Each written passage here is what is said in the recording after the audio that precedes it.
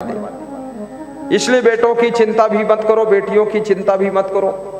जब मैं साधु बनने लगा तो मेरे गांव के लोग बहुत सोचते थे अब ये भीख मांगेगा।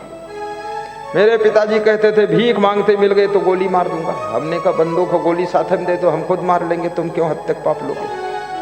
भीख वे मांगते हैं जो भ्रष्ट होते हैं, भीख वे मांगते जिनके पास चरित्र ही नहीं, भीख वे मांगते जो आलसी मक्कार कूचड़ होते हैं, भीख वे मांगते जिनमें दुर्गुण होते हैं। और याद रखना, जिसके पास सद्गुण की संपदा है, सदाचार की संपदा है, चरित्र की संपदा है, वैराग की दौलत है और विवेक का गुण है, वो आदमी भीख नहीं मांगता है, पूरी दुनिया को सीख बांटता है। बोलिए सद्गुरुदेव की जय। भीख मांगने की क्या जरूरत है।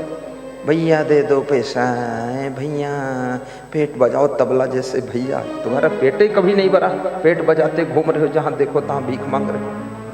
भीख मांगने की जरूरत नहीं। एक भी दुर्गुण आपके अंदर जब नहीं रह जाता है तो केवल सौभाग्य के सूरज को उदय होने का अवसर मिलता है। कोई प्रकार की जब आदत नहीं रह जाती है, सारे व्यसन बुराई छूट जाती हैं, तो याद रखना आपका भाग्य सौभाग्य में बदलना शुरू हो जाता है। भगवान किसी के भाग्य को न बिगाड़ता है, न बनाता है, न बदलता है, न कुछ करता है। आपको कर्म करने की शक्ति भगवान ने दिया है। अपने कर्म की कुंजी से ही भाग्य का ताला तुम खोल सकते हो, अपने भाग्य को बदल सकते हो, भाग्य को बिगाड़ सकते हो, भाग्य को सुधार सकते हो, भाग्य को चमका सकते हो। बस 5 चीजों पर तुमको ध्यान देना होगा। नंबर 1, वाणी संभल कर बोलिए, बोलने की कला सीखिए। क्यों नहीं सीखते हो बोलने की कला? क्यों बुदुर बुदुर बोलते हो, क्यों खुदर बुदुर करते हो, म्याऊं म्याऊं क्यों करते हो, गड़बड़ सड़बड़ क्यों बोलते हो, हल्ला क्यों मचाते हो, चिल्ला चोट क्यों मचाते हो, ठीक ठाक क्यों नहीं बोलते हो, पढ़ते क्यों नहीं हो, पढ़ाई क्यों नहीं करते हो, 4-5 श्लोक भी नहीं याद है। एक हमारे पास में नेताजी आए, बोले कि हम भी नेतागिरी कर रहे हैं। हमने कहा कुछ रामायण की चौपाई याद किया? बोले चौपाई तो याद नहीं। हमने कहा थोड़ा बहुत कुछ श्लोक याद किए? बोले श्लोक नहीं याद।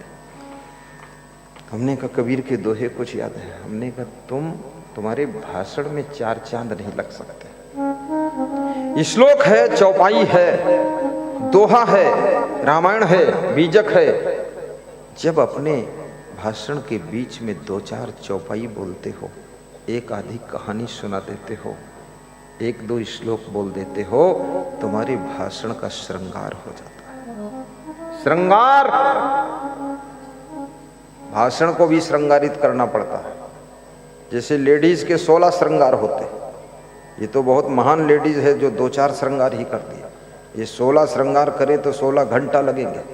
तो पति जी भोजन बनाए, बर्तन मांजे, श्रृंगार ही चलता रहेगा। और ये तो बहुत सीधी सादी भोली भाली है मैनावती।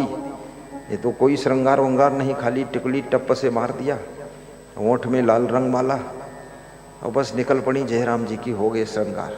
नारी के श्रृंगार, अरे क्या बात करते हो। खड़ा छड़ा हथकड़ा झांझड़ा बंद कड़ा खुला कड़ा तड़ा तड़ा पड़ा, क्या क्या पहनती, पायल झंग झंकार झुम झुमका गिरा रे पांकी की बाजार में।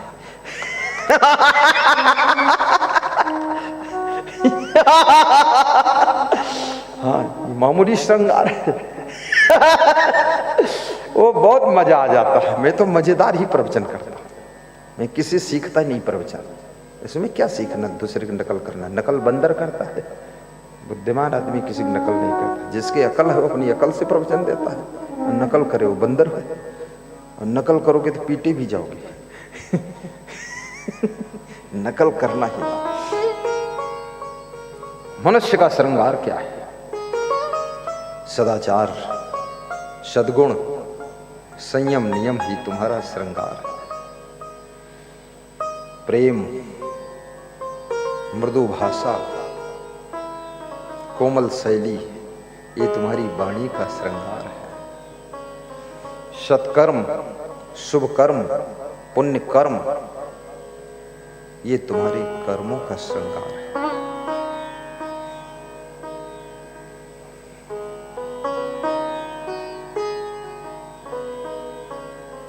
सुंदर व्यवहार, मधुर व्यवहार, पवित्र व्यवहार, निर्मल व्यवहार, निष्कपट व्यवहार, ये तुम्हारे व्यवहार का श्रृंगार है। जिसके साथ एक बार कपट करोगे तुमसे दूर हो जाएगा। धीरे धीरे सब दूर हो जाएंगे, केवल कपटी तुम अकेले रह जाओगे।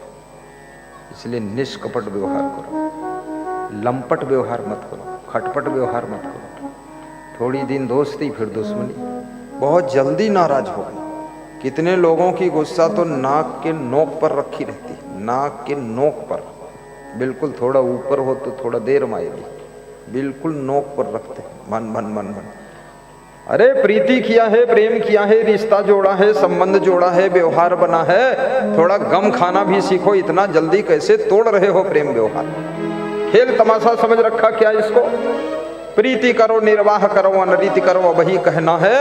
और बाड़ी के प्रीति अथाह भई, तब दुख और सुख सबई सहना है। छोटी छोटी बात में नाराज होते हो, मुंह फुलाते हो, इधर उधर भागते हो, विवेक नहीं करते हो। काहे के लिए दोस्ती करते हो? मत करो ना, फिर रहने दो, शुरुआत ही रहने दो करने को। अब शुरुआत किया, समधी बने, बीच में लमधी बन गए। क्यों बन गए? पत्नी बनी हो, बीच में पता नहीं कहां कूद कर भाग गई। तो अब वहां कोर्ट में खड़ी हो, बोलती हो कि अब तलाक दूंगी।